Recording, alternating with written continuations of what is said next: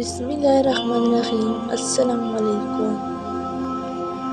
हैवान अपने मालिक का ज़्यादा वफादार होता है, जबकि इंसान अपने परवरदिगार का इतना वफादार नहीं होता। हज़रत हसन बसरी रहमतुल्लाह फरमाया करते थे कि कुत्ते के अंदर 10 सिफ़ात ऐसी है, अगर इनमें से एक सिफ़त भी इंसान के अंदर पैदा हो जाए तो वो वलीउल्लाह बन जाए। फरमाया करते हैं, कुत्ते के अंदर कनाअत होती है, जो मिल जाए उसी पर कनाअत कर लेता है, राज़ी हो जाता है। ये कानिईन या साबिरीन की अलामत है। कुत्ता अक्सर भूखा रहता है, ये स्वारिफीन की निशानी है।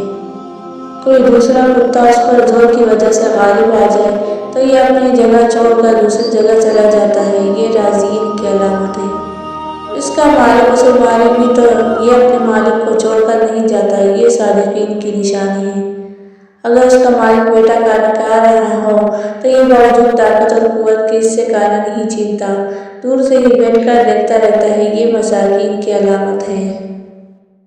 जब मालिक अपने घर में हो तो ये दूर जूते के पास बैठ जाता है, अपने जगह पर राज़ी हो जाता है, ये मुतवाज़िन की अलामत है।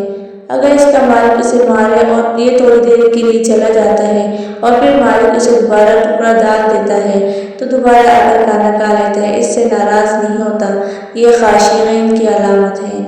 दुनिया में रहने के लिए उसका कोई घर नहीं होता, ये मुतवक्किलीन की अलामत है।